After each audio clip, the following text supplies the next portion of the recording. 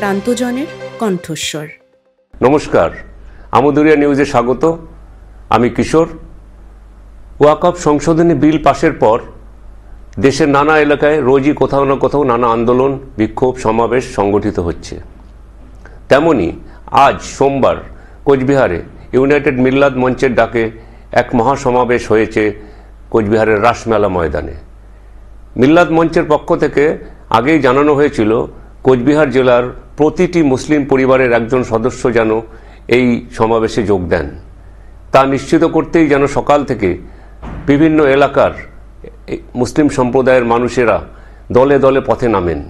বেলা যত বেড়েছে ততই বিভিন্ন রাস্তায় মিল্লাত মঞ্চের ডাকের সমাবেশে যোগ দিতে ভিড় বেড়েছে।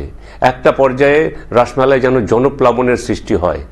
সেই মিল্লাত মঞ্চের সমাবেশ থেকে তারা জানিয়ে দেন যে নতুন যে সংশোধনী বিল পাশ হয়েছে তার যেসব জায়গাগুলো নিয়ে তাদের আপত্তি রয়েছে সেই সব জায়গাগুলো সংশোধন করতে হবে। এই বিল পাশের বিষয়টা তারা মেনে নিতে পারছেন না। যদিও বিষয়টি নিয়ে এখন সুপ্রিম কোর্টে অনেকগুলো আবেদন জমা পড়েছে।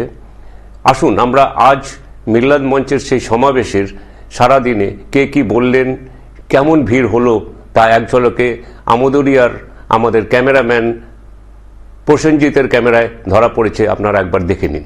আল্লাহ, তুমি আমাদের একটু কাতর আবেদন ফিলিস্তিনের নিরীহ মানুষগুলোর জন্য মাওলা। অনেকটা দূরে আছি, শিশু থেকে মঞ্চে উপস্থিত সংগ্রামী ভাইরা এবং মঞ্চের সামনে আমার সংগ্রামী লড়াকু বন্ধুরা, আজকে আমরা এখানে এসেছি নরেন্দ্র মোদী এবং অমিত শাহের ষড়যন্ত্রের শিকার হয়ে। কি সেই ষড়যন্ত্র? না, মসজিদের জায়গা কেড়ে নিতে হবে। বিজেপি চাইছে কবরস্থানের জায়গাটাও কেড়ে নিয়ে আদানি আম্বানিদের কাছে বিক্রি করে দিতে হবে। আমরা পরিষ্কারভাবে বলতে চাই, এদেশের ওয়াকফ সম্পত্তি, মসজিদ, মাদ্রাসা, কবরস্থানের সম্পত্তি, এটা মুসলমানদের নিজস্ব সম্পত্তি। আমরা কারো দয়ার অনুগ্রহ করে মসজিদের সম্পত্তি বানাইনি। তাই আজকের মসজিদ, মাদ্রাসা, কবরস্থানের সম্পত্তি যত কালা কানুন পার্লামেন্টে বসে তোমরা ক্ষমতা দেখিয়ে, সংখ্যাগরিষ্ঠতা দেখিয়ে তৈরি করো না কেন, আমাদের সম্পত্তি তোমরা কিন্তু কেড়ে নিতে পারবে না। আজকে কোচবিহারে এসেছিলাম, আগামী 26শে এপ্রিল কলকাতায় ব্রিগেড সমাবেশ হবে, তার আমন্ত্রণ জানাতে আজকে কোচবিহারে এসে দেখছি এখানেও একটা মিনি ব্রিগেড তৈরি হয়ে গিয়েছে। যে ইতিহাস, ভারতবর্ষের ইতিহাসে তা কালো অক্ষরে লেখা থাকবে। এই পৃথিবীতে যেখানে হিটলারের নাম লেখা আছে তার পাশে নরেন্দ্র মোদীর নাম লেখা থাকবে, তার পাশে অমিত শাহের নাম লেখা থাকবে। ভারতবর্ষে সবাই ক্ষমা করতে পারে, কিন্তু অপরাধকে ইতিহাস কখনো ক্ষমা করে না। তাই আমি আশা করব আমার মুসলিম ভাইরা, তাদের যে আন্দোলন, তাদের যে ত্যাগ, তাদের যে কুরবানি, এই ত্যাগ, কুরবানি, তিতিক্ষা এটা স্বর্ণাক্ষরে লেখা থাকবে। এটা কিন্তু কেউ চাইলেও বিজেপি চায় না। তাই বিজেপি দেখবেন বাড়ি যাওয়ার সময়ও কোথাও কোথাও ফাঁদ পেতে দিতে পারে। কোথাও একটা পাঞ্জাবি পরা ছেলে কোনো আমার হিন্দু ভাইদের পবিত্র স্থান শনি মন্দিরে ঢুকে যেতে পারে, কালী মন্দিরে ঢুকে যেতে পারে। আপনারা কিন্তু ভুলেও ঢুকবেন না। যদি সম্ভব হয় মোবাইলটা খুলে ভিডিও তৈরি করে রাখবেন, পরে জামা খুলে দেখবেন ওটা মুসলমান নয়। কেননা হিন্দু ভাইদের পবিত্র স্থানকে অপবিত্র করার কোন রকম ইচ্ছা মুসলমান যুবকদের যাদের মন কেড়ে রেখেছিলেন, কিভাবে আকবর থেকে ঔরঙ্গজেব তারা মুসলমান রাজা, কিন্তু হিন্দু প্রজাদের সঙ্গে কিভাবে মন কেড়ে নিয়েছিলেন।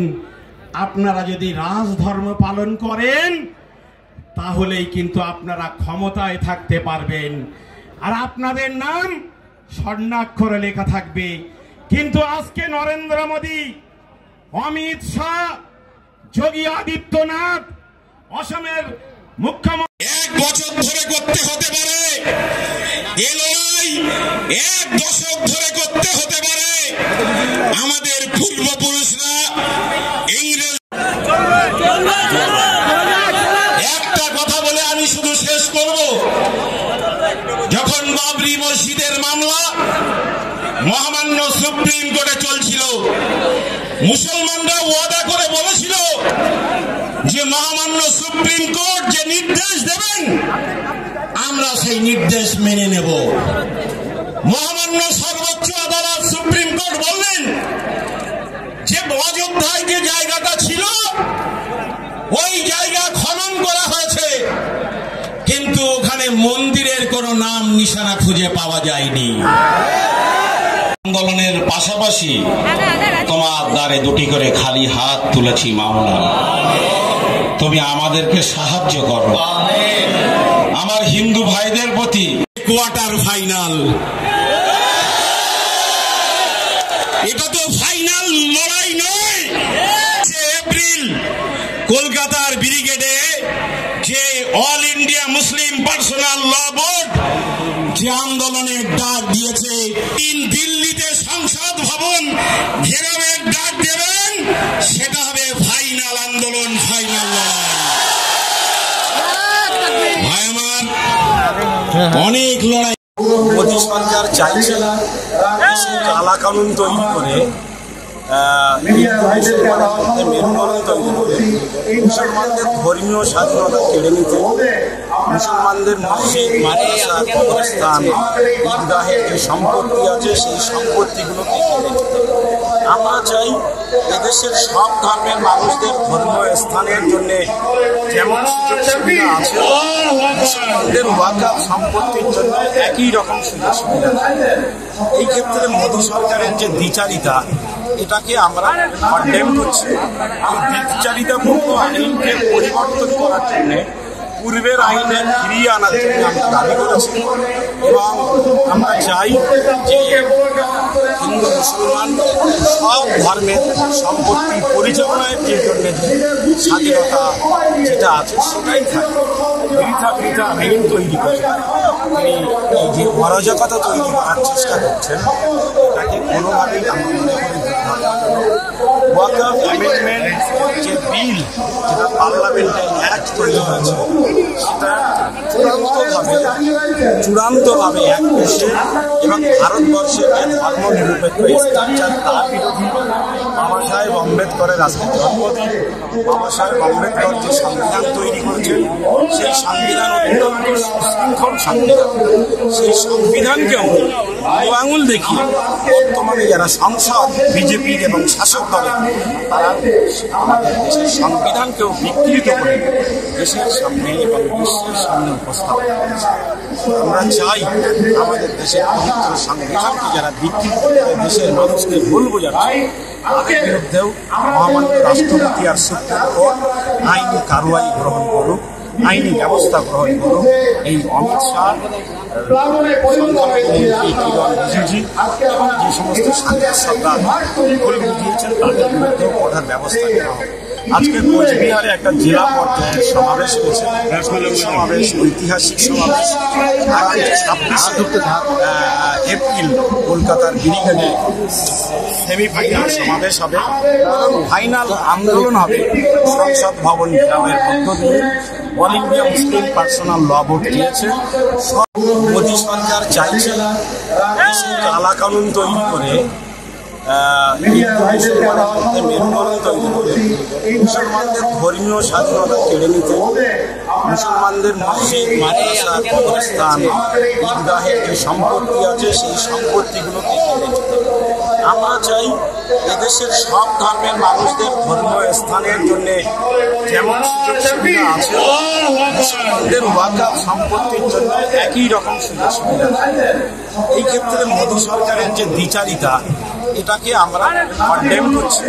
এই দ্বিচারিতাপূর্ণ আইনকে পরিবর্তন করার জন্য, পূর্বের আইনে ফিরিয়ে আনার জন্য আমরা দাবি করেছি এবং আমরা চাই যে হিন্দু মুসলমান সব ধর্মের সম্পত্তি পরিচালনার যে জন্য যে স্বাধীনতা যেটা আছে সেটাই থাকে।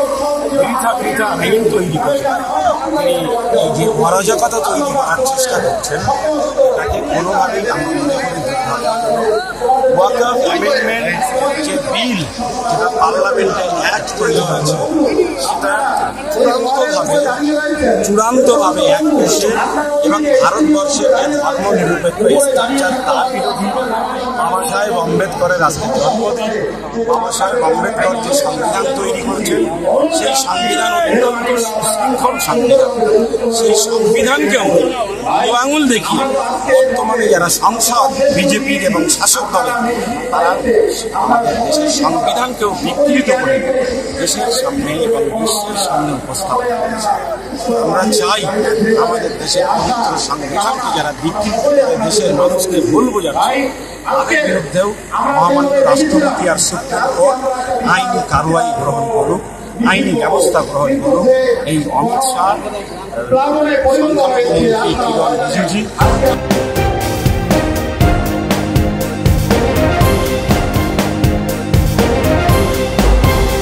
Amu Doria News, voice of the marginal.